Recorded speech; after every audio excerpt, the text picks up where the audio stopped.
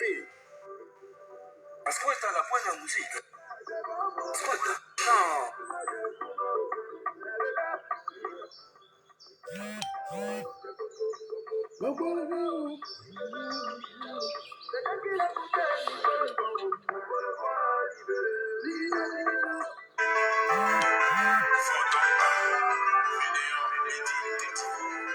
Savais système, toi tout le temps.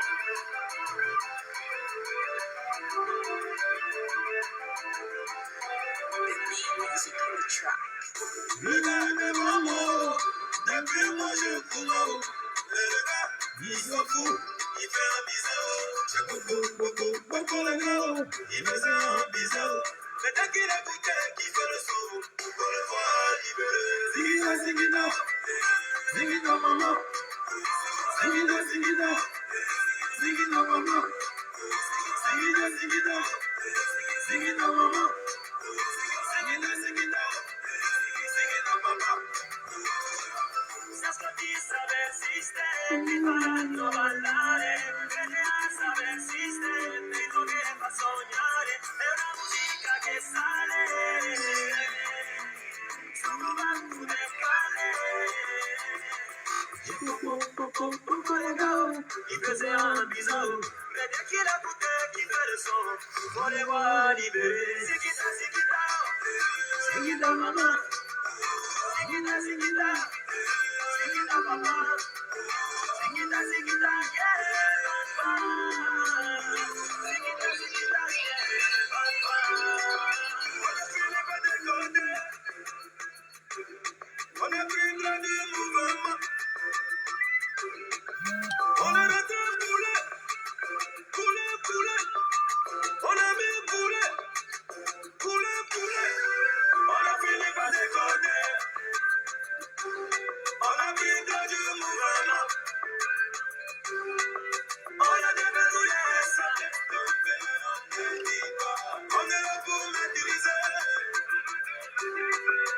On a pris trop, on a pris trop, on a pris trop, on a pris trop, on a pris trop, on a pris trop du mouvement. On a pris trop, on a pris trop, on a pris trop, on a pris trop, on a pris trop, on a pris trop du mouvement. Je vais monter un d'abord.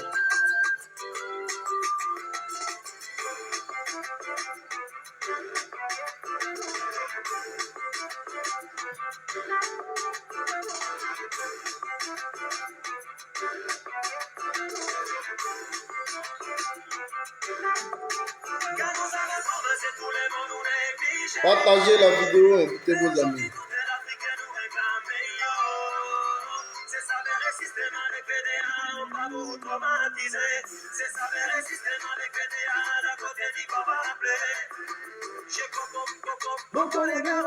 Il faisait un bisou, mais dès qu'il écoutait, qu'il fait le son, il faut les voir libérer. Il nous a négligé, il a goûté du mouvement, il n'a pas crié ça, il a vu ça s'amuser. Alors, il faisait un bisou. Rama, Kara et... Mais dès qu'il écoutait, qu'il fait le Attendez, son, je vais prendre... il faut les voir libérer. Excusez-moi.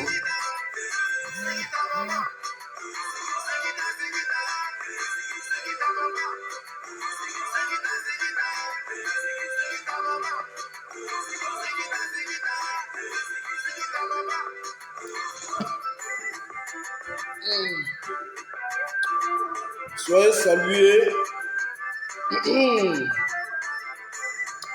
Mouchi Asamoah, Ramakara, Vassa, Vakassini, soyez salués.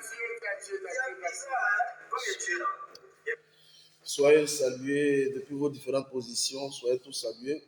Voilà. Normalement, je ne fais pas les vidéos les matins. Mais comme je n'ai pas bougé, je suis donc à la maison. J'ai voulu qu'on s'entretienne juste un peu par rapport à une urgence. Soyez donc tous salués depuis vos différentes positions. Voilà, c'est le 001. Voilà, vous le savez tous déjà. Oh là là. Soyez tous salués. J'ai une urgence à vous partager très rapidement. Voilà.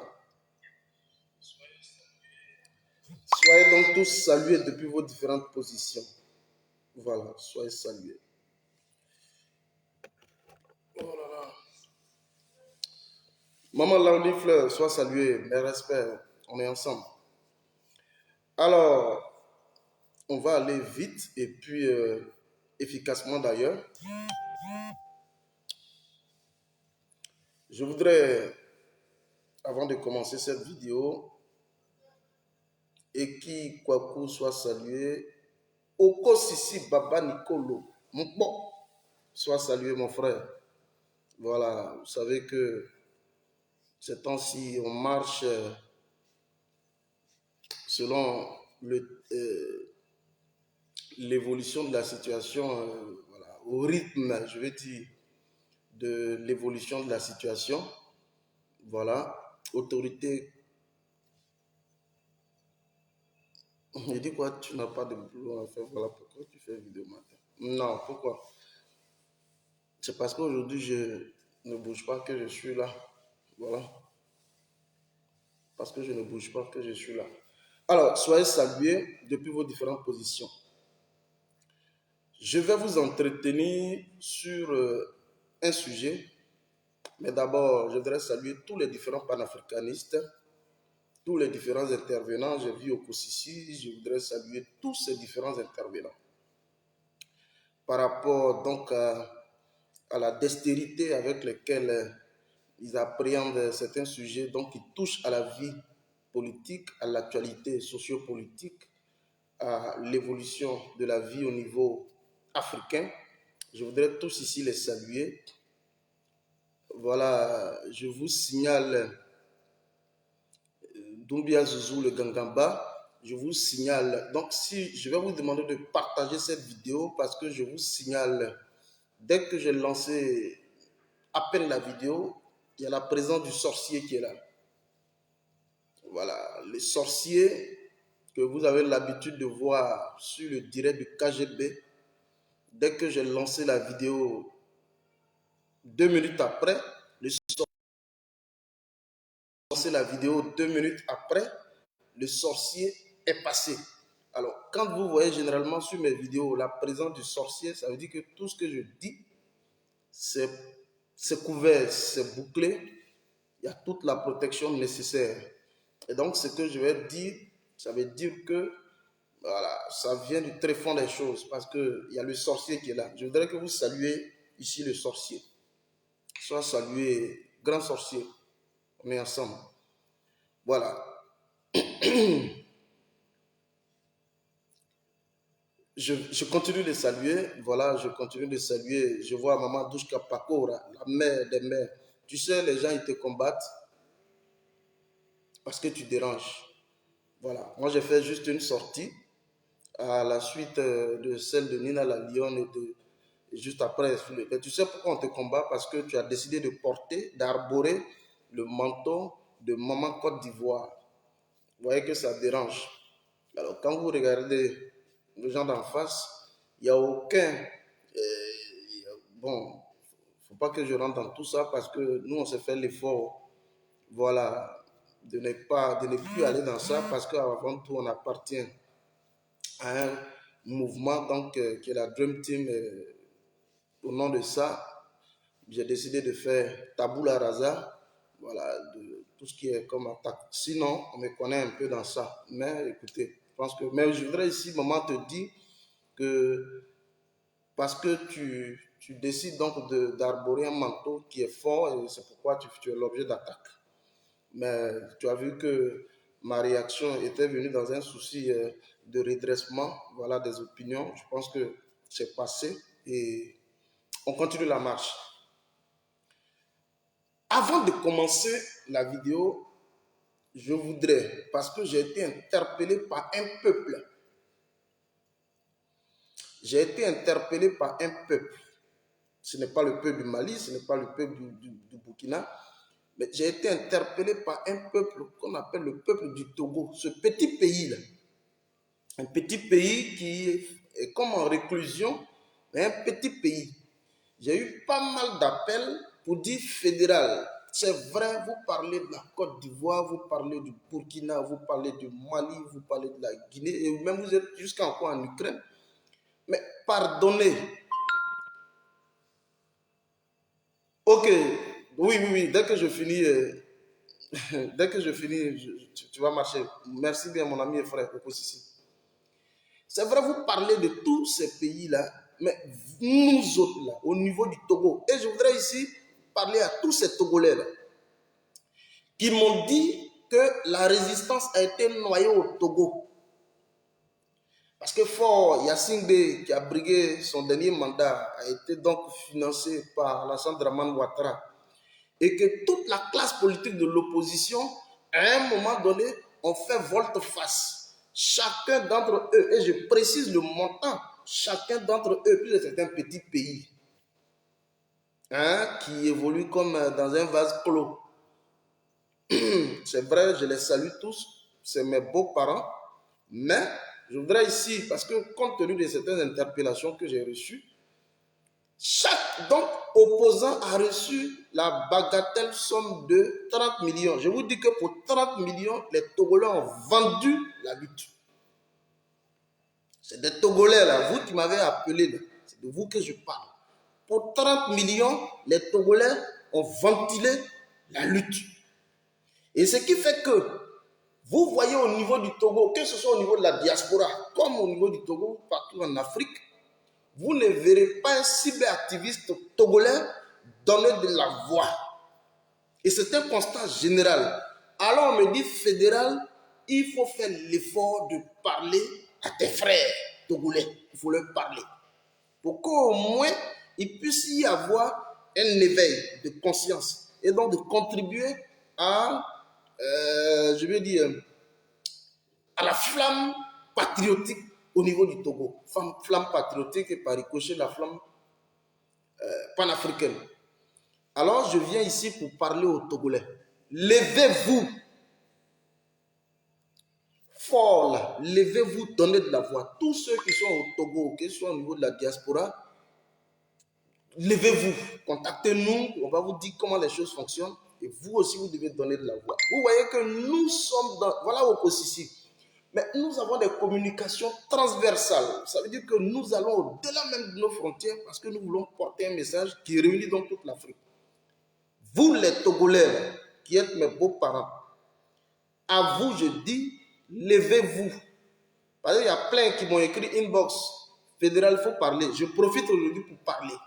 Peuple togolais, levez-vous. Voilà, c'est ce message que j'ai voulu d'abord passer aux Togolais. Je ne suis pas content. Dans les 1 mois, 2 mois, 3 mois, si je n'ai pas reçu un cyberactiviste togolais qui va me prendre inbox, je vais lui apprendre toute la procédure dans le cadre donc de la prise de parole en public avec toute la technicité possible pour lui permettre donc de se tenir de cette façon et de réaliser des communications en vidéo, en modo-vision. Celui qui n'est pas capable de le faire, je vous le dis honnêtement, on va tirer sur vous parce qu'on va vous considérer comme des traîtres. Donc, les jours à venir, il faut que le Togo, vous avez vu les Maliens, ça donne de la voix, et la Guinée, ça donne de la voix, le Burkina, ça donne de la voix, mais vous les Togolais, vous devez donner de la voix. Voilà, parce que c'est vous qui maîtrisez les questions togolaises. Nous, on peut aller, c'est vrai, on reçoit un certain nombre d'informations, mais il faut que vous puissiez donner de la voix. Et donc, je viens ici pour vous interpeller. Premier aspect. Le deuxième, ne raccrochez pas. Écoutez-moi très bien. Ne raccrochez pas, parce que je vais vous donner des informations à vous couper le souffle. Donc, ne raccrochez pas. Deuxième type d'information, je vais survoler. Il y a eu un naufrage, je crois hier, au niveau de la Tunisie. Bon, vous savez, je ne vais pas présenter le visage de cette fille. Hein? Ce n'est pas de mon ressort. Moi, je viens juste pour donner des informations génériques. Il y a eu un naufrage. Je crois que celle qui était à l'origine du convoyage de personnes, je crois que c'était une fille.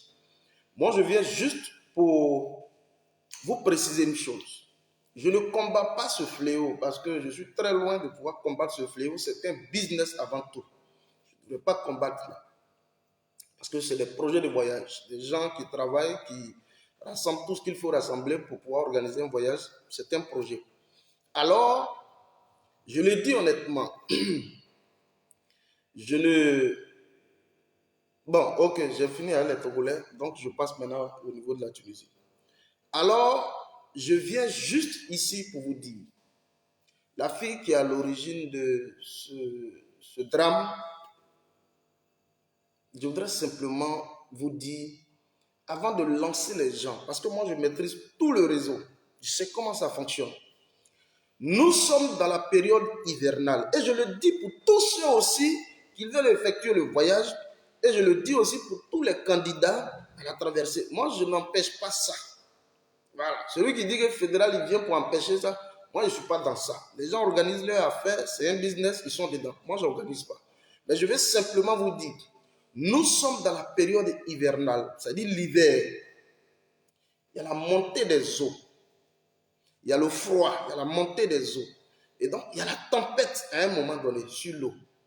Donc, il faut tenir compte, et il faut tenir compte un peu de ce qu'on appelle la météo.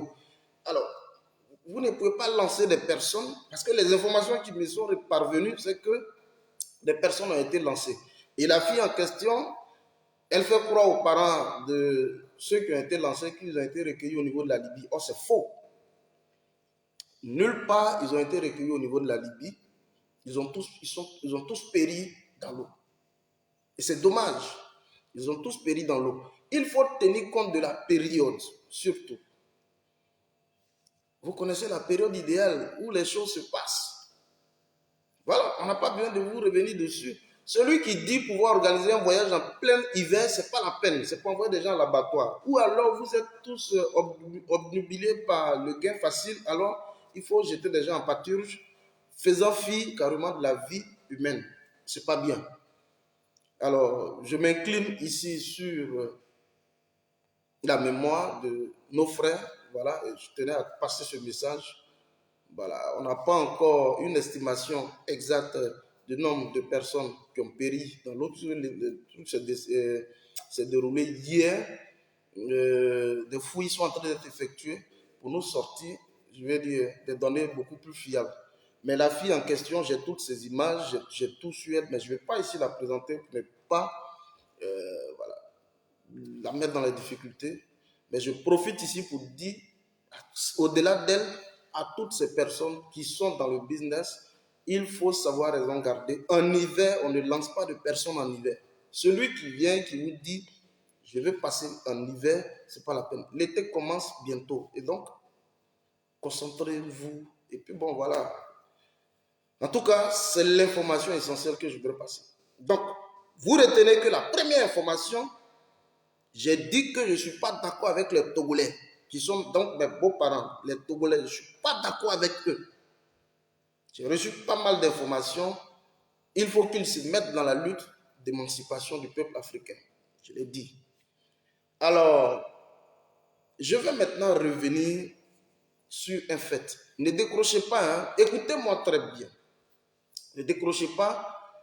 Je vais revenir un peu sur la question des Ivoiriens. Des étudiants, écoutez-moi très bien, des étudiants ivoiriens en Ukraine, mais rapatriés dans le cadre donc de la crise au niveau de l'Ukraine, qui ont été rapatriés en Europe et pour certains qui sont arrivés au niveau de la France, qui m'appellent et qui me posent un problème.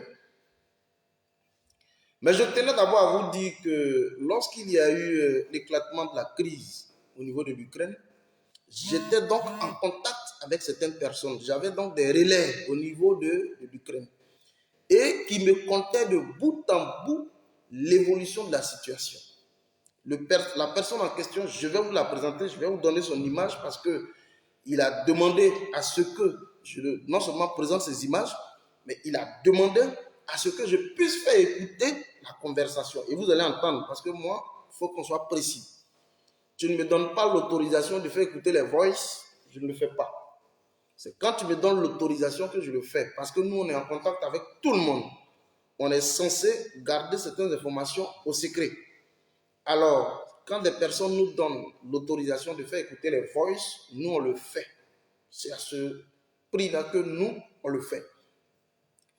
Alors, quand il y a eu la crise, l'étudiant en question, il est ivoirien. Il s'appelle Roland Niaouré. Dans tous les cas, vous aurez le temps d'écouter. Il s'appelle Roland Niaouré. Voilà, il est étudiant. Il est, je crois, presque en dernière année de pont et chaussée au niveau de l'Université internationale de Kharkov. Kharkov, au niveau de l'Ukraine, c'est la deuxième grande ville au niveau de l'Ukraine. Après Kiev, vous venez directement au niveau de Kharkov. Et lui, il était au niveau de Kharkov. Et lorsqu'il y a eu les bombardements, je dis que lui, il était logé au niveau de la cité universitaire. Et donc, il a suivi de bout en bout les bombardements, au point où, avant même qu'il ne sorte de l'Ukraine, il m'a appelé, il dit, fédéral, ça ne va plus, ça ne va pas, et là, il faut que je trouve des moyens pour pouvoir sortir.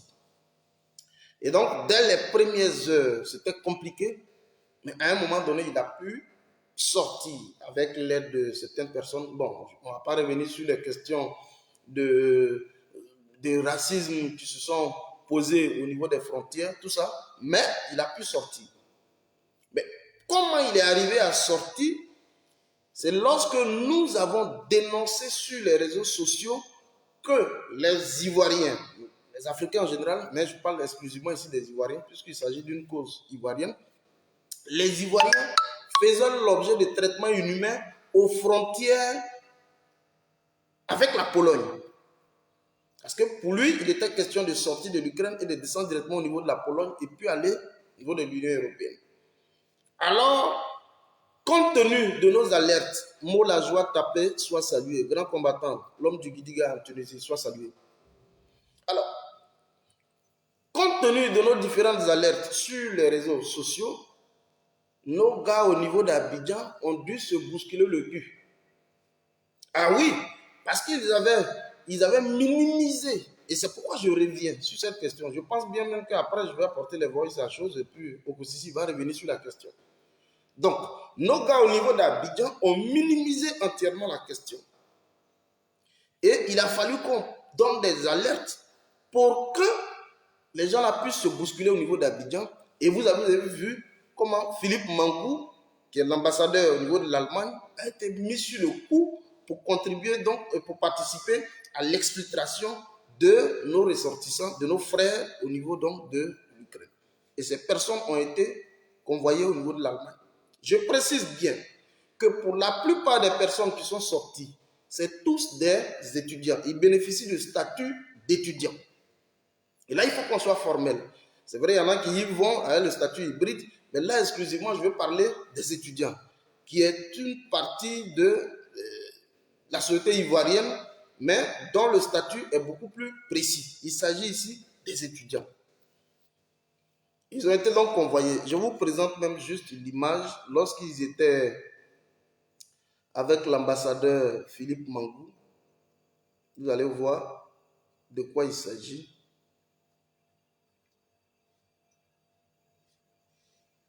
Donc, vous voyez ici.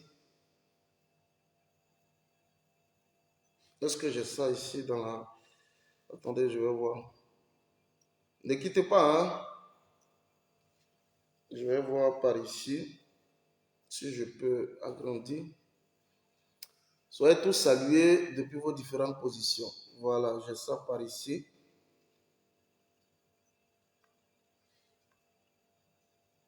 Voilà. J'ai ça par ici. Vous voyez Philippe Mangou. Et donc, celui qui m'envoie le voice, c'est celui qui a le sac juste en bandoulière. Hein? Voilà, vous allez l'écouter tout à l'heure. Qui m'envoie le sac, du moins qui a le sac en bandoulière. Et donc, vous voyez ici Philippe Mangou. Alors, c'était compte tenu de nos différentes alertes qu'à un moment donné, l'État de Côte d'Ivoire était obligé de s'investir dans la question pour porter naturellement assistance à nos différents compatriotes qui étaient entre le marteau et l'enclume au niveau de l'Ukraine. Et donc, il y a eu une bouée de sauvetage. Les gens ont été pris, pour l'essentiel des étudiants, ont été acheminés au niveau de l'Allemagne. Alors, à travers naturellement des couloirs humanitaires qui étaient donc posés aux frontières de l'Ukraine avec la Pologne. Et lorsqu'ils sont arrivés au niveau de l'Allemagne, il s'est trouvé qu'il y avait un certain nombre de contradictions juridiques, politiques et autres qui ont fait qu'à un moment donné, l'Allemagne ne pouvait pas directement leur accorder le droit d'asile parce qu'il y avait beaucoup de difficultés. Je vous rappelle que c'est tous des étudiants pour la plupart. Alors, chacun à son niveau, selon ses différents réseaux, ont pu s'étendre au niveau de la France, l'Espagne, de l'Italie, ainsi de suite, et chacun a libéré l'Allemagne. Alors, au jour d'aujourd'hui, je vous parle, le frère en question, il est au niveau de la France. Mais le problème qu'il va poser ici, c'est quoi? Quelqu'un qui était régulièrement inscrit. Parce que nous, pourquoi moi je saisis l'affaire, c'est pourquoi. Le tout, ce n'est pas de sortir les gens de l'Ukraine. Mais quand on sort les gens de l'Ukraine, il faut qu'il y ait d'abord des mécanismes d'identification de ces personnes. Ça, il faut avoir un fichier, ça fait clair. Maintenant, il faut tenir compte du statut particulier de ces personnes qui ont été sorties de l'Ukraine. Généralement, c'est des étudiants. Alors, quand c'est des étudiants, est-ce que des gens qui jouissaient d'un statut régulier au niveau de l'Ukraine, qui pour la plupart se sont retrouvés au niveau de la France, est-ce qu'il y a donc des possibilités de ces personnes-là de toujours jouir d'un statut pour leur permettre donc de pouvoir intégrer certaines universités et de poursuivre des formations? C'est important parce que nous parlons de l'élite intellectuelle. Et c'est pourquoi moi je m'invite dedans. Nous parlons ici de l'élite intellectuelle. Et ce matin, quand j'ai échangé avec eux, ils se sont constitués en réseau. Ils sont autour de plus d'une quarantaine d'étudiants. Ça, c'est les chiffres que j'ai pu avoir ce matin. Autour d'une quarantaine d'étudiants. Vous allez l'écouter, parce que je ne vais pas trop parler. Je voudrais que vous partagiez cette vidéo. Je ne fais pas encore la politique. Je viens juste pour apporter ma contribution à secourir des frères. Je ne connais pas leurs appartenances politiques, si c'est des militants du RDA ou pas. Moi, je n'en ai rien à foutre. Mais je viens juste pour interpeller ceux qui sont à Abidjan. Pour que déjà des mécanismes soient engagés et que ces personnes-là puissent leur venir en aide. C'est tout. Vous allez écouter le jeune. D'abord, ce qu'il me dit, et c'est juste des voices. Je lui ai demandé de réaliser une vidéo. Il dit il n'est pas trop habitué aux vidéos. Voilà. Il dit, bon, ok, puisque tu es le porte-parole de machin, mais au moins, envoie-nous que ce soit un audio pour qu'on puisse faire écouter ça aux gens. Et dedans, il va se présenter, vous allez entendre. Voilà. Donc, écoutez. Je vais apporter cette précision.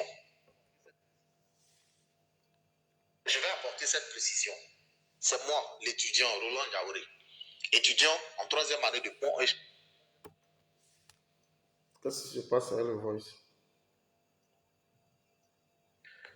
Bon, je vais apporter cette précision. C'est moi, l'étudiant Roland Yaouré, étudiant en 3e année de Pont et Chaussée à l'Université nationale des Ponts et Chaussées de Kharkov, qui donne l'autorisation au fédéral 001 de publier ce voice, d'être le porte-parole. Ouais, je disais. Bon, vous avez entendu. Bon, je vais écoutez bien la partie. C'est moi, l'étudiant Roland Yaouré, étudiant en 3e année de Pont et Chaussée à l'Université nationale des Ponts et Chaussées de Kharkov, qui donne l'autorisation au fédéral 001 de publier ce voice. L'étudiant Roland Yaouré, dont je vous ai présenté tout à l'heure la photo.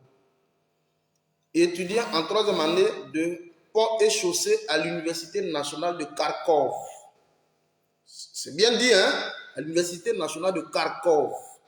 C'est lui donc qui me donne l'autorisation, puisqu'on a des échanges, qui me donne donc l'autorisation de pouvoir publier, de faire écouter les voices. Parce que ceux d'Abidjan, il faut qu'ils écoutent ça. Hein? Voilà. Donc, écoutez l'étudiant. Le porte-parole des étudiants ivoiriens en Ukraine, c'est moi qui lui donne l'autorisation de publier ce voice, afin que ça puisse atteindre nos autorités compétentes en la matière. Donc, Fédéral 001, Roland Yaouré, étudiant en point et chaussée à l'Université nationale de point et chaussée de Kharkov, te donne l'autorisation de publier ce voice. Voilà. Vraiment merci, une fois de plus, merci. C'est clair. On ne dira pas que Fédéral fait des fuites d'informations par rapport aux échanges qu'il a avec les gens. Non. Nous, on est des gars sérieux. Beaucoup de personnes se confient à nous. Nous, on n'est pas dans ça. Quand tu ne nous donnes pas l'autorisation de le faire, on ne le fait pas. Voilà. C'est pourquoi j'ai tenu d'abord à vous faire écouter ce voice-là. Donc, son identité est claire. L'étudiant Roland Niaouré, étudiant en troisième année de pont et chaussée à l'Université nationale de Kharkov. C'est bien archivé. Donc, on sait de qui il s'agit. Alors, vous allez maintenant écouter le voice attentivement et je souhaite que ceux d'Abidjan, parce qu'après cette vidéo-là, je vous le jure, après cette vidéo, vous allez voir des mesures qui seront déjà prises au niveau de l'ambassade, au niveau d'abord de la Côte d'Ivoire, au niveau de l'ambassade, pour déjà identifier ces personnes et des mesures seront prises. Vous allez entendre. Alors, écoutez. Ouais, je disais, mon frère Vester. Bon, quand il dit Vester, c'est Sylvain. Ça de moi, il parle. Je veux, à travers ce petit vocal-là, t'expliquer un peu notre situation qu'on traverse, la situation que traversent les étudiants ivoiriens de l'Ukraine. Écoutez bien. Qui, en faveur de la crise-là, sont rentrés dans les pays de l'Union européenne. Ok. Tels que la France, l'Allemagne, la Belgique, l'Espagne, l'Italie. Bon, voilà. Mais avant tout propos, j'aimerais dire merci au chef de l'État, son Excellence Alassane Dramane Ouattara. Je voudrais dire merci aussi au ministre des Affaires étrangères, au ministre de l'Intégration, Mme Kandia Camara. Bon, je vous ai dit tout à l'heure que je ne tiens pas compte de l'obédience politique des uns et des autres. Dedans, il salue Alassane Dramane Ouattara. Ça, c'est lui qui voit. Moi, je n'ai pas de souci avec ça. Il salue Alassane Dramane Ouattara, il salue Kandia Camara. Ça, c'est lui qui voit. Je disais, généralement, quand tu es dans le feu, tu cherches toutes les issues de secours. Donc, moi, je ne rentre pas dans ça. Voilà. Je ne suis pas en train de faire ici l'apologie d'Alassane Dramane Ouattara, mais je viens ici pour présenter un étudiant, sinon que derrière lui, des étudiants qui sont en situation de détresse, en situation irrégulière, qui ont été donc exfiltrés de l'Ukraine. C'est le prolongement de la crise de l'Ukraine que nous sommes en train de traiter ici. C'est ça.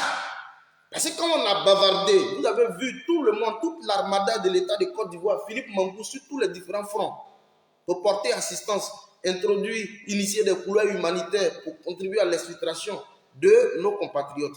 C'est les mêmes compatriotes aujourd'hui qui se sont disséminés un peu partout dans l'Union européenne, qui sont en train de crier actuellement,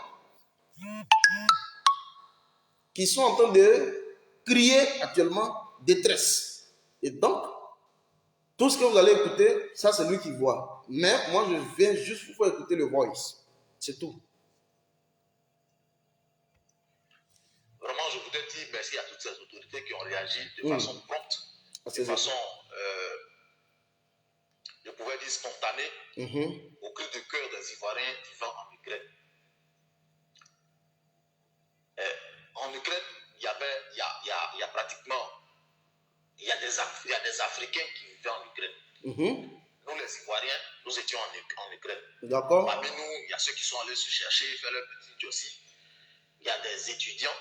Et puis il y a ceux qui vivaient leur vie là-bas tranquille, qui avaient leur famille, des femmes, qui vivaient tranquillement leur vie en Ukraine. D'accord. Et voilà qu'un bon matin, nous sommes confrontés à une situation de Nazielou, Christelle, sois saluée, la plus belle. On a cherché à se réunir en communauté pour voir dans quelle mesure on allait sortir de l'Ukraine. Et on a fait des vidéos, on a eu à faire des vidéos. Écoutez bien. Hein? Comme quoi nous vivions en Ukraine et qu'on avait besoin de leur aide. Et de façon prompte, de façon spontanée, de façon très efficace, ils ont réagi à travers l'ambassadeur, son Excellence Philippe Mangou. Bon, ça c'est toi qui vois. Moi, je vous ai déjà dit, hein, il a salué Alassane Dramane Ouattara, il a salué Kandia Camara, il dit son Excellence Philippe Mangou. Moi, je ne rentre pas dans ça. Je viens pour traiter une question relativement au prolongement de la crise.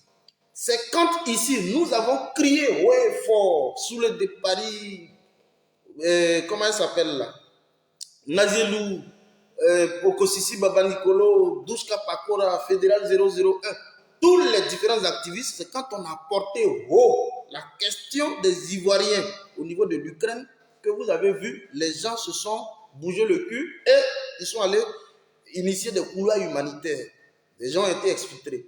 Mais quand on finit de les exfiltrer, quel est donc le plan de restructuration qui est mis en place? Et c'est les mêmes étudiants aujourd'hui qui sont en train de pleurer. C'est pourquoi je reviens sur ça. Ce qu'on a commencé, il ne faut pas que ce soit un effet médiatique juste pour donner une sorte d'impression que la Côte d'Ivoire est aux côtés de ses ressortissants. Ce n'est pas fini. Donc, on revient encore. Je dis qu'après cette vidéo, ils vont courir. Ils vont courir et il faut qu'ils courent. Pour que la question, parce que là, ici, on ne parle pas de tout le monde, mais c'est des étudiants. La crème, l'élite intellectuelle, c'est d'eux qu'on parle. Il est en 3e année de pont et chaussée à l'université de Kharkov. Goudron, vous voulez construire en Côte d'Ivoire, là. Eux, là, ils sont en train de faire papier de goudron à l'université de Kharkov. C'est en Ukraine. Et c'est ceux-là aujourd'hui qui traînent. Alors, écoutez. Et en Allemagne, ils ont réagi. Ils n'ont pas douté un seul instant qu'il n'a ménagé aucun effort pour se rendre à la frontière polonaise. Même dans le feu, je pourrais dire, pour sortir les Ivoiriens. Vraiment, je lui tire mon chapeau, je lui dis merci, infiniment merci. Okay. Et à toute son équipe aussi, à toute son équipe diplomatique qui se trouve actuellement en Allemagne. Je leur dis vraiment merci. Okay. Merci parce que c'est une réalité de reconnaître le bien fait. D'accord. Pour une fois, je me suis senti vraiment ivoirien. Pour une fois, je me suis... Il dit, pour une fois, je me suis senti ivoirien. Vous savez, quand vous êtes hors de vos frontières, de votre pays, et qu'il y a un élan de solidarité de la part de l'État qui est supposé vous apporter un minimum d'aide, vous sentez effectivement que vous appartenez, vous sentez l'appartenance à un pays. Donc, nous avons crié, ils ont réagi. Ce n'est pas fini. Écoutez-moi très bien. Je suis senti aussi ivoirien. Je me suis toujours senti ivoirien, mais je veux dire que dans ces situations-là, quand tu es dans une telle situation et qu'on te vient en aide, de cette façon-là, vraiment, ça fait chaud au cœur. Ok. Il nous a retiré, il nous a pris depuis les frontières, la frontière polonaise. Je ne vais pas trop rentrer dans les détails. Oui, vas-y, il faut laisser les détails. Pour arriver à la frontière polonaise, je ne vais pas rentrer dans les détails. Oui. Parce que le temps ne me le permet pas, mais je veux dire qu'il a réagi, il a envoyé des bus, des cars, il est allé nous chercher. Et oui. Nous sommes arrivés en Allemagne. Ok. Arrivés en Allemagne, il nous a même logé dans un hôtel. Ok. L'hôtel qui est situé au quartier ambassade. Au quartier ambassade. Ils ont pris soin de nous. C'est bien précisé, hein. Je dis, quand cela, les premiers couloirs humanitaires qui étaient donc institués au niveau de la frontière avec la Pologne, j'étais informé de l'évolution de la situation de bout en bout. Il était mon premier relais et il y avait d'autres relais. J'avais jusqu'à 5 relais. On les prend, on les envoie en Allemagne à l'hôtel ambassade. C'est bien précis. Si Mangou écoute, il faut qu'ils comprennent. Ils ont été pris et ils ont été envoyés au quartier ambassade, dans un hôtel. Vous écoutez très bien. Ok. Donc, il est précis, le gars. Spontané au cri de cœur des Ivoiriens vivant en Ukraine pour se rendre à la frontière polonaise, même dans le feu, je pourrais dire, pour sortir les Ivoiriens. Vraiment, je lui tire mon chapeau, je lui dis merci. Alors, je ramène un peu de... Et à toute son équipe aussi, à toute son équipe diplomatique qui se trouve actuellement en Allemagne. Je leur dis vraiment merci. Oui, parce il faut te remercier, c'est les une gars. réalité de reconnaître le bien fait. Ok. Pour une fois, je me suis senti vraiment ivoirien. Ok. Pour une fois, je me suis senti aussi ivoirien. Je me suis toujours senti ivoirien, mais je veux dire que dans ces situations-là, quand tu es dans une telle situation et qu'on te vient en aide, de cette façon-là, vraiment, ça fait chaud au cœur. Ok. Il nous a retiré, il nous a pris depuis la frontière polonaise. Je ne vais pas trop rentrer dans les détails de comment nous sommes sortis de l'Ukraine pour arriver à la frontière polonaise. Je ne vais pas rentrer dans les détails. Oui, vas-y. Parce que le temps ne me le permet pas. Mais je veux dire qu'il a réagi, il a envoyé des bus, des cars, il allait nous chercher. Et nous sommes arrivés en Allemagne. Merci beaucoup. Arrivés en Allemagne, il nous a même logés dans un hôtel. L'hôtel qui est situé au quartier ambassade. Okay. Franchement, ils ont pris soin de nous. Oui. Ils ont pris soin de nous. On nous a encadrés, on nous a rassurés. Vraiment, c'était bien. Ok. Mais il faut dire que nous sommes sortis du danger, mais jusqu'à présent, nous sommes encore sous le coup d'un autre danger, de nature. Quand nous sommes sortis du danger, c'est-à-dire par rapport à la guerre, mais écoutez maintenant la deuxième partie. Nous sommes sortis du danger, et c'est que on pourrait saluer, mais nous sommes encore sur le coup d'un autre danger. Et il va parler. Allons, Niaouré. Je précise que c'est Niaouré qui est en train de saluer tout le monde. Draman et tout ce monde. On a eu des échanges avec... On n'est pas son parti politique. Hein. Il avait été dépêché par l'État du Côte d'Ivoire pour nous tirer des zones de danger. Et que l'État du Côte d'Ivoire ne nous avait pas oubliés et ne nous a pas oubliés. Vraiment, ça nous a rassurés. Ok. Et par la suite, comme chacun était en Ukraine avec son statut, moi par exemple, j'étais en Ukraine avec mon statut étudiant. J'étais étudiant en 3e année des ponts et chaussées à l'Université nationale des ponts et chaussées du Kharkov. Ok. La deuxième plus grande ville de l'Ukraine. Ok. Comme moi, il y a beaucoup d'étudiants ivoiriens qui étaient en Ukraine, qui faisaient leurs études tranquillement. D'accord. Et quand nous sommes arrivés en Allemagne, c'est posé un problème de statut. Oui. Parce que l'Union européenne a prévu aider les réfugiés ukrainiens. Donc, il fallait aider les réfugiés ukrainiens à partir de quel statut? Dans leurs documents qu'ils ont publiés, ils ont dit d'abord que les Ukrainiens, les natifs ukrainiens, ceux qui ont la nationalité ukrainienne, sont prioritaires. C'est eux. Ah oui. Ah oui. Dans le cadre donc de la prise en compte des questions, on ne va pas dire encore post-crise, mais pour eux c'est plus qu'une situation post-crise. Ceux qui bénéficiaient de l'assistance au niveau des couloirs humanitaires, je vous le dis honnêtement, c'est uniquement des natifs ukrainiens. Les autres issus des autres nationalités, ils étaient relégués au second plan. Et c'est pourquoi on a crié. C'est pourquoi on a donné de la voix pour que les gens la quittent Abidjan et qu'un minimum d'assistance soit mis en place. Dieu merci, il y a eu un premier palier qui a été donc résolu. Mais là, ici, il parle d'une question de statut. Et ici, lui, c'est un étudiant. Il est en 3e année de ponts et chaussées à l'Université nationale de Kharkov. Roland Niaouré. Ils arrivent au niveau de l'Allemagne. L'Union européenne, dans ses dispositions statutaires, ne prend en compte que ceux qui sont issus de l'Union européenne. N'est-ce pas? Et donc, quand ils sont arrivés, les dispositions, je vais dire, constitutionnelles au niveau de l'Allemagne ne leur permettent pas de pouvoir s'intégrer tout de suite. Alors, il faut fuir l'Allemagne. Je le dis ici, pour que les gens comprennent. Ils sont autour d'une quarantaine, d'abord, de personnes qui sont constituées en réseau. Alors, quand je vais finir cette vidéo, il faut que vous partagiez au maximum cette vidéo et qu'ils comprennent combien de fois leurs ressortissants, les élites, moi je parle d'eux parce qu'il s'agit de l'élite intellectuelle de demain. Donc, écoutez. Qui bénéficient de l'assistance temporaire. Oui. Après les Ukrainiens, il y a ceux qui avaient le titre de séjour permanent. Parce qu'en Ukraine, il y a le titre de séjour permanent et il y a le titre de séjour étudiant. Okay. Donc ceux qui avaient le titre de séjour permanent, ouais. donc c'est pris en charge par la protection temporaire. Oui.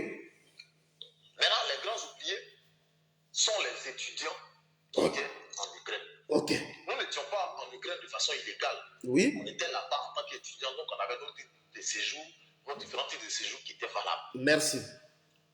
Maintenant, la charte, bon, je n'appelle pas ça charte, mais le document que l'Union européenne a fait sortir, oui. qui accorde la protection civile à tous ces réfugiés ukrainiens. Quand nous, les étudiants, nous regardons ce document-là, oui. nous ne nous retrouvons pas dans ce document. Oui. C'est vrai que l'État de Côte d'Ivoire nous a sortis de là, oui. du feu. Oui. Mais bon, on se pose la question. Oui. Est-ce qu'on rentre au pays? Est-ce qu'ici, on peut rester ici, continuer nos études? Est-ce qu'il y a une chance de pouvoir continuer nos études ici? Oui. Et c'est comme ça que l'ambassadeur, on a eu un entretien avec l'ambassadeur, il nous a rassuré que les différents pays européens étaient en train de statuer sur la question, oui. de voir le cas des étudiants. Oui. Et donc, on a passé, moi personnellement, j'ai passé 3 jours en Allemagne, et puis après, j'ai décidé de rentrer en France. Et donc, il est en France après. Bon nombre d'étudiants, hein, chacun est rentré dans sa famille qu'il avait en autorité, en Belgique, en Espagne et autres, chacun est rentré. Mais on rentre en Espagne, on rentre en France. Oui. Avec quel statut? Parce que point d'interrogation. Question. Là-bas, de façon illégale. Oui. On était là-bas avec le titre de séjour étudiant. Oui. Donc, on rentre en France avec quel statut? On est des sans-papiers ou bien on est toujours des étudiants, tout ça. Vraiment, d'abord, on nous a dit que quand vous rentrez dans un pays, allez-y vous faire enregistrer par les autorités compétentes pour signaler votre entrée sur le territoire de façon à vous donner des papiers pour ne pas être illégal sur le territoire. Tout à fait. Nous avons donné différentes adresses, on nous a tout donné. Oui. Et quand on se rend à ces adresses-là, on nous demande de quoi avez-vous besoin? Oui. D'un logement, d'une prise en charge ou bien, bon, voilà. Et comme on a déjà le test de l'Union européenne qui est sorti, oui. dans lequel nous sommes exclus, on présente notre situation. Nous sommes étudiants et nous vivons en Ukraine, ceci, cela. Attendez un peu, je vais commenter cette petite partie-là. C'est très important, cette partie. Je dis bien, nous avons donné de la voix, tous les cyberactivistes, nous avons donné de la voix. L'État de Côte d'Ivoire s'est donc résolu à apporter une assistance humanitaire. C'est comme ça qu'on va appeler ça. Il y a eu des couleurs humanitaires qui ont été définies. Des personnes ont été sorties en premier lieu du danger. Ils ont été acheminés au niveau de l'Allemagne. Des questions juridico-politiques se sont posées relativement à la régularisation de leur statut. Et donc, ils décident de quitter l'Allemagne. Ils se déploient au niveau de la France. Rappelez-vous très bien, il y a de cela aujourd'hui 2 ou 3 jours, Brigitte Macron avait tenu un discours. La femme d'Emmanuel Macron, elle avait tenu un discours. Elle dit dedans que donc toutes les mesures ont donc été prises. Je crois, si j'ai bonne mémoire, c'est autour de... Bon, je n'ai pas le chiffre exact, mais le nombre de réfugiés au niveau de la France avait avancé un chiffre. Et que l'État français se devait d'apporter toute l'assistance humanitaire à ces personnes en termes de logement, en termes de redéfinition des statuts, en termes logement, hébergement, et en termes aussi de fourniture d'aide financière à toutes ces personnes, parce qu'ils sont sous le coup d'une crise. Ça a été dit, et c'est Brigitte Macron qui le dit. Alors, vous avez ici des étudiants. qui sont des Ivoiriens, des Africains en général, mais ici, des étudiants, qui jouissaient d'un statut particulier en tant qu'étudiants au niveau de l'Ukraine. Donc, il y avait une situation régulière au niveau de l'Ukraine. Parce que je le dis, quand vous êtes dans un pays et que vous jouissez d'une situation hybride, vous savez ce que ça veut dire. Alors, ce que lui il pose ici, après avoir donc été sorti du premier niveau de feu, qu'est-ce que l'État de Côte d'Ivoire fait pour leur permettre de bénéficier, on va dire, des mécanismes opérationnels dans le cadre donc de la poursuite de leur formation, dans un premier temps. C'est ce qu'il est en train de poser. Comment ils font pour poursuivre leur formation? Surtout qu'ils ont des formations pratiquement inachevées. Lui étant en 3e année de pont et chaussée, qu'est-ce qu'ils font, l'État de Côte d'Ivoire, pour leur permettre au moins d'intégrer certaines universités? C'est ce qu'il est en train de poser. Ou alors, y a-t-il des filets pour leur permettre aussi de bénéficier de certaines formations? C'est ce qu'il est en train de poser. Et donc, nous ici, on saisit la balle au bon pour dire, c'est vrai qu'il y a eu des efforts importants qui ont été réalisés. Leur permettre aujourd'hui d'être exfiltrés. Mais ce n'est pas tout. Le tout, ce n'est pas de prendre les gens, aller les jeter et puis retourner à Abidjan. Non, il faut plutôt aller pour faire une évaluation nette de la situation, définir des mécanismes d'insertion, pourquoi pas socio-professionnel, mais d'insertion, de formation, éducation, ou alors d'insertion dans le cadre donc de certaines formations socio-professionnelles, puisque avant tout, c'est des spécialistes du bâtiment en pont et chaussée. Voilà ce qu'il est en train de dire. Donc, on va écouter Niaouré. Je le dis, je ne connais pas son bord politique. Peut-être même qu'il est RDR. Ça, je ne sais pas. De toute façon, il est en train de saluer les gens. Je sais qu'il a un penchant pour le RDR. Donc, je ne sais pas son bord politique. Il ne faut pas qu'on dise que... On dit qu'on n'a pas cette opportunité d'intégrer d'autres universités. Oui. Quand tu vas là-bas, on te demande, tu es rentré quand, tu es logé par qui, ceci, cela. Si oui. tu as besoin d'un logement, oui. On va vous mettre dans, comment on appelle, les logements de HCR. Oui. Et bon, voilà, la nourriture, vous avez tout ceci, cela. Bon, voilà, c'est bien beau. Oui. Mais la suite, c'est quoi? C'est quoi la suite? Ah oui. Est-ce que c'est vrai que tu ne bénéficies pas de la protection temporaire, mais est-ce que tu as l'opportunité de rentrer dans une université pour continuer tes études? Voilà.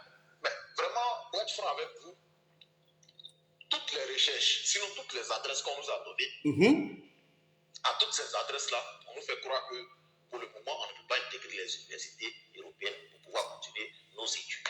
C'est grave. Au final, nous sommes laissés au carreau.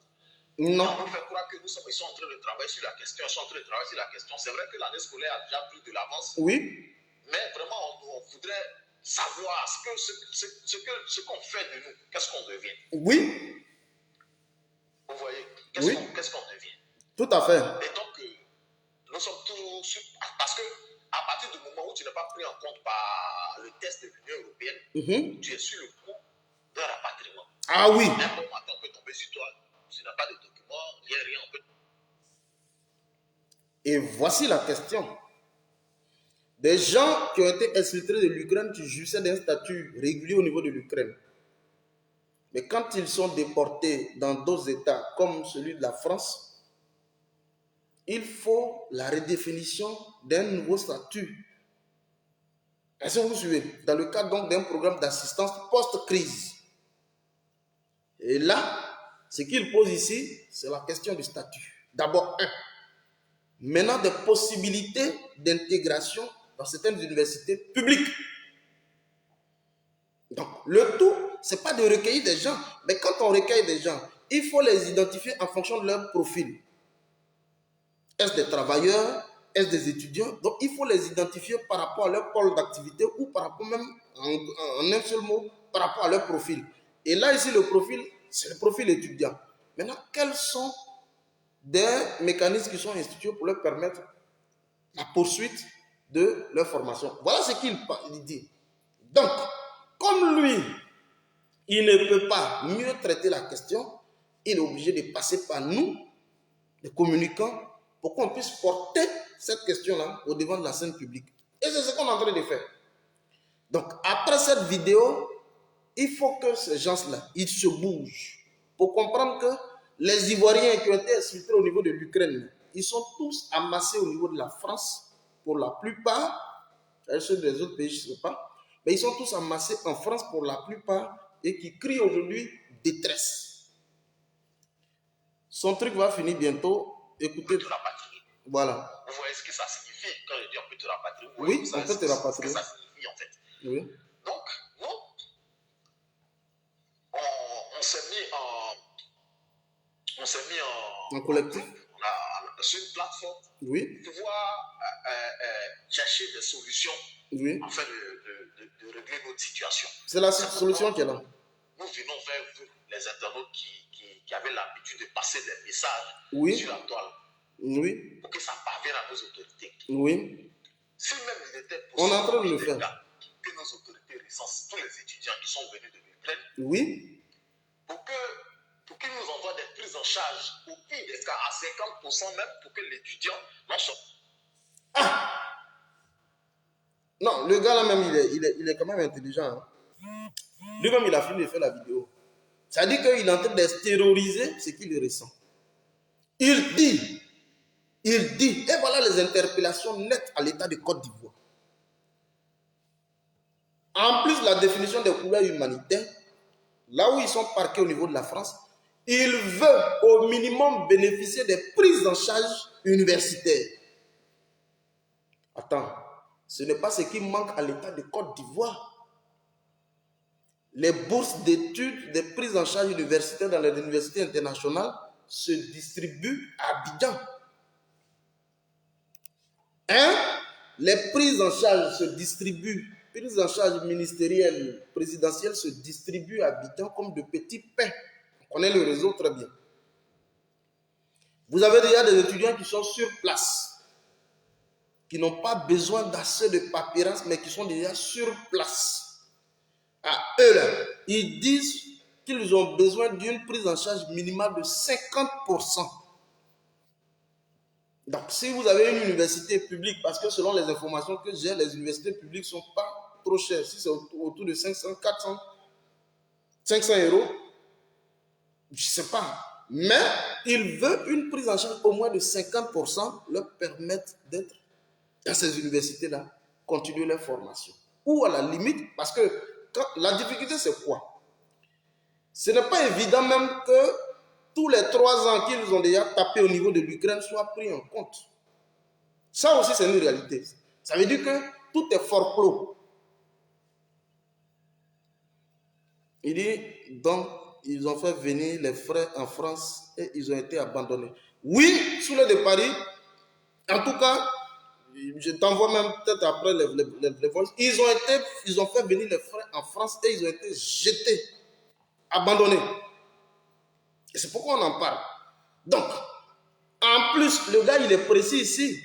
Il dit qu'il faut qu'au moins, c'est un pardon qu'on demande à l'État de Côte d'Ivoire, 50% de prise en charge, les prises en charge qu'ils distribuent à leurs copines en Côte d'Ivoire, les prises en charge universitaires dans les universités publiques au niveau international, qu'ils distribuent. Oui, je vais t'envoyer les voices. Et donc, il demande à l'État de Côte d'Ivoire. Voilà Soulé qui est là. Oui, les voix, je vais t'envoyer Soulé de Paris. Voilà Soulé de Paris qui est là. Il a crié sur tous les toits. Venez, les Ivoiriens se meurent aux frontières de la Pologne. Ils ont fait, vous avez vu Mangou, je vous ai présenté l'étudiant en question en face avec Mangou. Aujourd'hui, ils sont sortis. Mais c'était juste du forclos. C'était juste à coup d'effet médiatique. On ne va pas laisser cette histoire-là. C'était juste à coup d'effet médiatique. On a vu Mangou venir, tout le monde l'a applaudi. Quand on les a pris, on les a parqués dans les hôtels. On leur a donné des sandwichs chauds, des steaks. Ils ont mangé. Débrouillez-vous, démerdez-vous. C'est dans ça qu'on est. Après leur avoir distribué des steaks, on les prend, on les abandonne. Donc nous là, pourquoi on parle de ça? C'est parce que des gens ont été abandonnés. Et je le dis parce que c'est une frange de la population ivoirienne. C'est la crème intellectuelle, c'est l'élite intellectuelle. quelqu'un qui est en 3e année de pont et chaussée à l'Université nationale de Kharkov, Roland Niaouré. C'est bien précis. C'est ceux-là qui ont venu construire pont, goudron, demain. Goudron, vous êtes en train de construire. C'est ceux-là qui sont en train de faire école de goudron à l'Université nationale de Kharkov. Donc, 3 ans passés déjà, quand je regarde dans les dispositions, 3 ans même, je dis que c'est fort clos. Parce que tous les documents sont tous restés au niveau de Kharkov, ça veut dire que c'est fort clos. Donc, à la limite, c'est de leur permettre de pouvoir faire un BTS rapidement.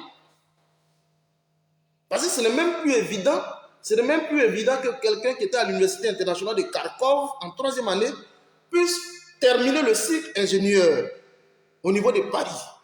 Ce n'est pas évident. Donc, toute la paperasse ayant disparu, compte tenu de la guerre, tout ayant disparu, ce n'est pas évident.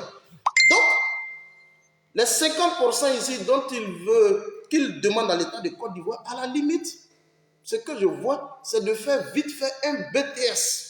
Je dis bien, c'est de faire un BTS en bâtiment ou en génie, en bâtiment. C'est tout. Parce que je ne le vois plus en train de reprendre le cycle ingénieur au niveau de la France. Parce qu'on n'a pas les mêmes modules de formation, ils n'ont pas les mêmes modules de formation, l'Ukraine et la France. Ce n'est pas évident qu'ils puissent achever. Donc, au moins, permettre à ces personnes-là de pouvoir faire rapidement un BTS en 2 ans et puis être opérationnel. Je pense que dites à ceux d'Abidjan, ceux qu'il a salués tout à l'heure, Philippe Mangou, Alassane Draman Ouattara, Kandia également, qu'ils se mobilisent. Ce n'est pas fini. Nous sommes dans un projet d'assistance post-crise. Il faut que ça continue. Quand nous on parlait de la question des déplacés de guerre en Côte d'Ivoire, vous avez banalisé la question. Voilà vrai déplacés de guerre. Hein? Et là, on en parle parce que c'est aux yeux de tout le monde entier. C'est l'Ukraine. On en parle. Donc, il faut un vrai plan d'assistance post-crise. Alors, mobilisez-vous comme vous pouvez. Mais ces étudiants, selon la première rencontre qu'on a tenue ce matin, ils sont autour d'une quarantaine. Et il dit que c'est plus. Ils sont autour d'une quarantaine d'étudiants ivoiriens en pont et chaussée à l'Université nationale de Kharkov, la plus grande ville, la 2e plus grande ville de l'Ukraine. On termine son voice. Seulement, soit rassuré qu'il peut reprendre ses études, intègre l'université à 50%, parce que quand tu es étudiant ici, tu peux te débrouiller, machin, avoir des petits dossiers, faire des pays, puis compléter l'argent pour tes études. Donc, vraiment, c'est des choses qu'on demande à l'État. Oui. Nous savons que l'État de Côte d'Ivoire vraiment dévoué pour la cause de la population, en particulier la cause des étudiants. Bon, ça c'est toi qui vois. C'est un cri de cœur, c'est un appel que je lance. Vraiment, nous sollicitons toujours votre aide. Nous avons toujours besoin de vous. Oui. Parce que la situation des étudiants, vraiment, nous sommes laissés pour compte. Ok. Partout, là où tu vas te faire enregistrer, tu ne peux pas intégrer une université. Tu restes là comme ça, sans papier, vraiment, ça fait mal. Okay. Ça fait mal. Okay. C'est une situation que personne n'a souhaité. Personne n'a souhaité. Non, ce n'est pas ta faute, mon frère. C'est une situation de guerre, personne ne l'a souhaité. Mais dans cette situation-là, qu'est-ce que nous, on devient? Donc, à travers ce voice, vraiment, j'appelle à nos autorités pour que, quelque part, ils se penchent un peu sur notre situation, pour qu'ils nous donnent un peu, pourquoi on échange, qu'ils nous rassurent un peu. Parce que moi, je sais, l'État de Côte d'Ivoire capable de faire face à la situation des étudiants. C'est pourquoi on leur parle. Capable de résoudre la question des étudiants. S'ils se sont dépêchés à aller nous chercher à la frontière polonaise pour nous ramener ici, c'est parce qu'ils se soucient de nous. Ok. C'est parce qu'ils se soucient de nous. Ok. Mais je sais que vraiment, ils pourront faire quelque chose pour nous. Ok. C'est un appel que je lance. Franchement, on a besoin de vous. On a besoin de vous parce que nous, les étudiants, nous sommes une valeur sûre pour le pays. Non, tu n'as même pas besoin de dire ça, mon frère. Roland Niaouré. Si tu vois que moi, fédéral, je saisis la balle au bon, c'est parce que je pense bien que vous êtes l'élite intellectuelle de demain. Quelqu'un qui est en 3e année de pont et chaussée à l'Université nationale de Kharkov, ça veut dire qu'en 2 ans, il termine son cycle ingénieur, il est opérationnel en Côte d'Ivoire. Il a soit la possibilité d'intégrer aujourd'hui les Bénètes au service de l'État de Côte d'Ivoire, ou alors il a la possibilité de s'installer à son propre compte. Mais je vais te dire, avant tout, c'est quelqu'un qui peut apporter pour son pays. Et c'est pourquoi j'en parle. C'est pourquoi j'en parle. Je ne connais pas ton appartenance politique, je ne sais pas, parce que tu as remercié les gens là, il n'y a pas de souci. Mais je viens ici pour porter et je souhaiterais, parce que sous l'œil de Paris, avec ici, voilà, je vais vous envoyer aussi les voices, pour que dans les 72 heures qui suivent, le même Mangou là, il se mobilise pour aller quitter l'Allemagne, aller en France. Et que quand Dia, elle aussi, puisse se mobiliser, aller, il faut qu'on ait une base de données fiable des étudiants qui ont fui Kharkov et qui sont retrouvés en France, qui jouissent aujourd'hui d'un statut hybride et qui sont en proie à un rapatriement involontaire, ça il faut le dire, et qui sont dans l'impossibilité de pouvoir intégrer certaines universités publiques dans le cadre donc de la poursuite de leur formation. Au pire des cas, il faut leur permettre de faire un BTS. Il y a un qui dit, pour faire un BTS, il faut déjà trouver un patron en CDI. Il a été proposé à ma fille, donc stop aux études. Mighty God. Voilà une information supplémentaire que le gars il dépose ici. Nika Lavero. Il dit pour faire un BTS, il faut déjà trouver un patron en CDI, c'est-à-dire contrat à durée indéterminée. Il a été proposé à ma fille, donc stop aux études. Mais ça fait pitié. Donc, ça fait pitié. Quand je vois comment ce gars-là a dû mobiliser des fonds, on ne serait-ce que même se rendre en Ukraine, la Côte d'Ivoire en Ukraine, je sais un peu le parcours, hein, ce n'est pas du jeu, parce qu'il est parti avec le statut étudiant au niveau de l'Ukraine. Hein? Les frais, d'abord, non, l'intégration, ce n'est pas du jeu. Il faut payer le droit pour être, d'abord même sur le campus universitaire, c'est des milliers de choses, de dollars. Et il faut payer les frais pour la formation, c'est jusqu'à au moins 5 ans en point chaussée, parce que c'est une spécialité. D'abord, je me rappelle bien, il a dû faire un BTS au niveau de la Côte d'Ivoire en bâtiment. Voilà, BTS en bâtiment. Et juste après, pour aller se spécialiser, il a voulu aller faire un cycle ingénieur. Il a voulu aller faire un cycle ingénieur au niveau de l'Ukraine, à partir de certaines connexions qu'il avait au niveau de l'Ukraine. Et les gens ont dû mobiliser des fonds. C'est pas évident. Alors, il est à 2 ans de finir la formation. Voilà la guerre qui éclate. Et on crie l'État de Côte d'Ivoire l'ex-filtre. Mais lorsqu'ils sortent et qu'ils sont tous parqués au niveau de la France, mais quel est le programme d'assistance post-crise qui est fait pour permettre au moins à ces gens-là de faire une formation? Ben, c'est ce qu'il dit. Il veut au moins 50% d'aide, d'allocation financière pour leur permettre d'intégrer certaines universités. Ça dit au cas où même ils n'arrivent pas à intégrer certaines universités, il faut leur permettre au moins de faire certaines formations. Et donc, on termine son truc vite fait. Vraiment, nous avons besoin de vous. Nina Begré, sois salué. C'est pourquoi je t'envoie ce petit voice-là. Oui. Si j'ai oublié certains détails, oui. Franchement, il faut pardonner-moi, mais c'est non, on a déjà tout compris. Je vais me rappeler de certaines choses encore. Je vais vous balancer ça pour que nous puissions échanger. Vraiment, merci beaucoup. Merci pour votre attention. Je ne vais pas être très long pour vous. Non, tu as déjà dit l'essentiel. Ça a été long, mais je compte sur vous. Vraiment, merci beaucoup. En tout cas, tu as déjà dit l'essentiel. L'ambassade de Côte d'Ivoire en France dit quoi? Effectivement, l'ambassade de Côte d'Ivoire, quand ils sont arrivés, on leur a proposé certaines administrations. On leur a dit, allez-y au niveau du HCR, il y a eu certaines administrations qu'on leur a indiquées. Et partout là où ils sont allés, en fonction des adresses que l'ambassade leur a définies, partout là où ils vont, on leur dit qu'il est pour l'instant difficile pour ces étudiants ivoiriens-là de pouvoir intégrer des universités publiques. Parce que si vous ne pouvez même pas intégrer une université publique, ce n'est pas dans une université privée où vous allez. Donc, il est impossible pour ces étudiants de pouvoir intégrer des universités pour poursuivre leur formation. Ça fait combien de temps je suis en live? Mettez le temps, je pense que l'autre dossier, on va parler de ça peut-être le soir. J'avais voulu vous faire écouter le mensonge au niveau de... Mais j'ai tellement parlé pendant longtemps, surtout sur ce sujet, que je ne vais pas mélanger les vidéos. Donc, cher ami, je pense que ton message a été pris en compte. Tout à l'heure, il sera grandement relayé par l'activiste le plus chevronné sous le de Paris, qui va relayer, Okosisi va relayer, pour que, une fois pour toutes, on présente à la face du monde que l'État de Côte d'Ivoire, en ce qui concerne ces ressortissants-là, c'est les données de ses soucis. Voilà. Et si l'État de Côte d'Ivoire se dit engagé pour la cause des ressortissants, nous voulons que dans les 72 heures qui suivent là, déjà un programme d'assistance post-crise soit initié au niveau de la France pour déjà identifier les étudiants potentiels, intégrer cette université publique, ou alors il faut définir des mécanismes, plus d'une heure, merci, il faut définir, Dibo Dogu et sans salut, il faut définir rapidement des mécanismes opérationnels de formation, je vais dire au niveau de la France, et qu'on ne vienne pas juste pour faire des effets, des tapages médiatiques dans un souci de se faire plaire aux gens. Voilà.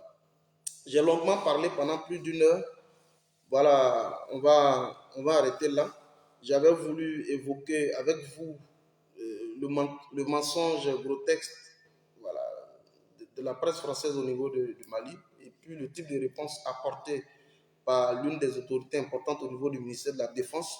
J'avais voulu vous faire écouter ça, mais je ne vais pas mélanger les choses. Sûrement qu'on va se retrouver, si vous voulez, dans la soirée. Et puis bon, voilà. Donc, pour récapituler, j'ai parlé en premier lieu de ces Togolais-là. Les Togolais qui sont assis et qui dorment sur leur laurier, qui mettent de côté la résistance panafricaine. À eux, j'ai porté un message. Je ne suis pas d'accord avec eux. Il faut qu'ils se lèvent, qu'ils donnent de la voix. Parce qu'ils sont ils sont sur le coup d'une dictature au Togo, Foya Singde. Il faut qu'ils donnent de la voix.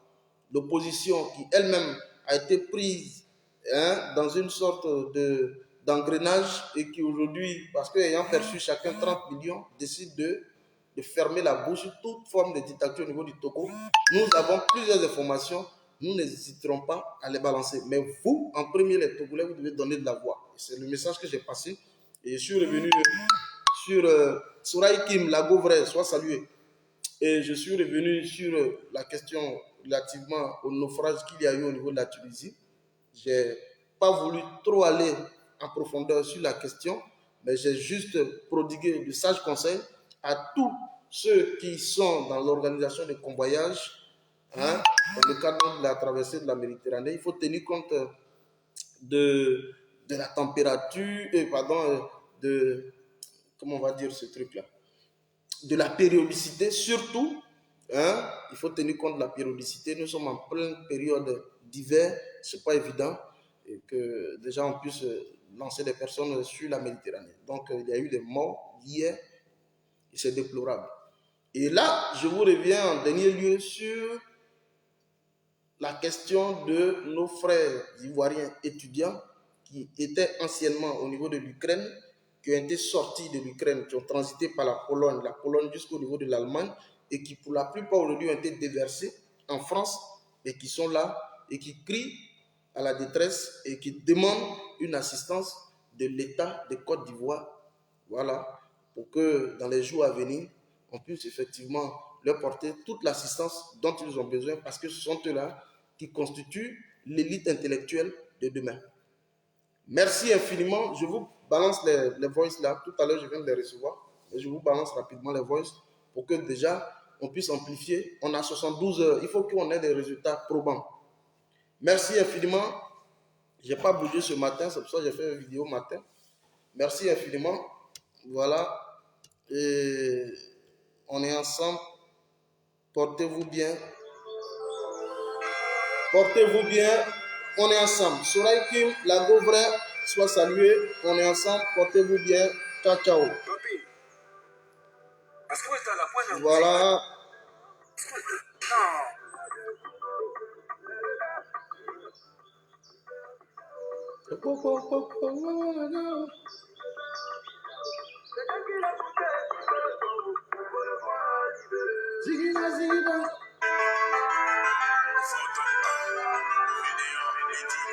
VDA.